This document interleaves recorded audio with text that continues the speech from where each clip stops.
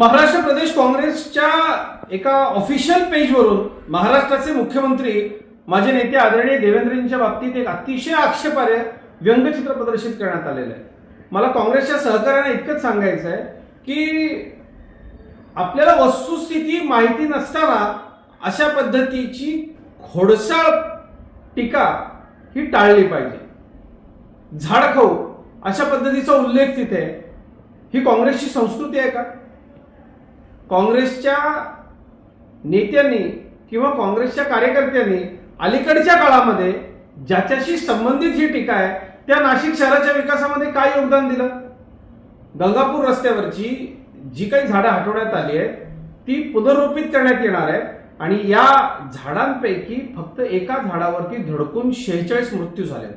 त्यातले अनेक तरुण मुलं नवशा गणपतीचा आमच्या स्थानिक आराध्य दैवत गणपतीचं दर्शन घ्यायला निघालीत म्हणून ऍक्सिडेंटमध्ये गेलेत।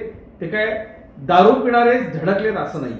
माननीय देवेंद्रजी नाशिकच्या करता कुंभमेळा मंत्री गिरीशभाऊ महाजन यांच्या नेतृत्वाखाली या ठिकाणी 32,000 कोटी रुपयांचा निधी देऊन पुढच्या काळात कुंभमेळ्यानंतरही आमचं शहर पुढे नेण्याकरता काम करतायत। तुम्हाला भीती वाटत असेल पण अशी भाडखाऊगिरी बंद करा। मी थेट काँग्रेसला हा इशारा देतोय। हर्षवर्धन सपकाळ तुमची सोशल मीडिया, तुमचे पेजेस आणि तुम्ही जे काही बोलता ते तर काँग्रेस दाखवतच नाही, पण ही अशा पद्धतीची पातळी सोडून कमरेखालची टीका कराल तर जशास तसं उत्तर मिळेल। सपकाळांच्या ताब्यात पक्ष नाहीच आहे आम्हाला माहिती आहे, पण जे कोणी चालवत असतील त्यांनी अशी अक्कल शून्यता बंद करावी।